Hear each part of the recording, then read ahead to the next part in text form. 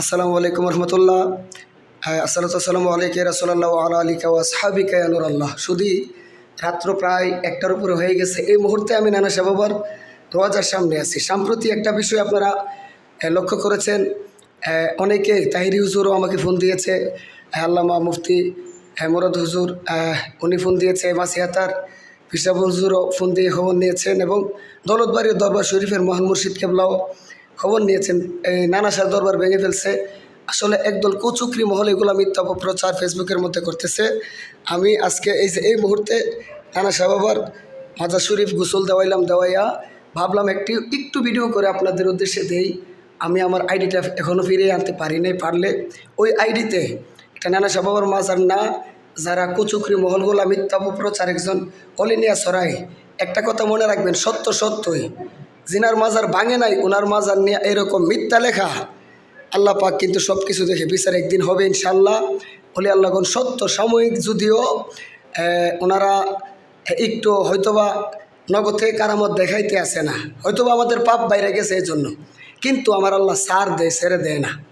মনে রাখবেন, ছাড় দেয়, ছেড়ে দেয় না। এটাই হচ্ছে নানা শাহ বাবার রওজা মুবারক। এই মুহূর্তে মাজার শরীফ গোসল দেওয়া হইল, এই জন্য ভিডিওটা ধারণ করলাম। আমি আমার চ্যানেলে আপলোড করে দেবো ইনশাল্লাহ। তো একটু নানা শাহ বাবার শানে আমার লেখা একটা অন্তরা বলেই আপনাদের কাছ থেকে বিদায় আরজ করতেছি। দেখেন নানা শাহ বাবা কোথায় থেকে আসছি।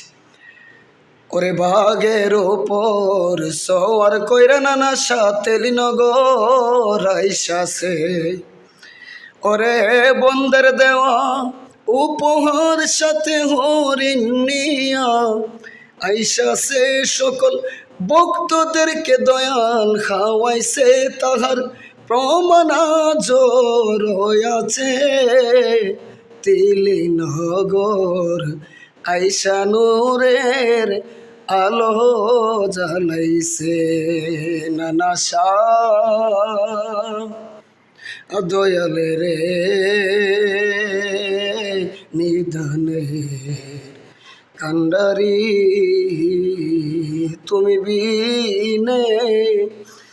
তুমি বিনে কে আছে আপন রে নানা শাহ বাবা, তুমি বিনে।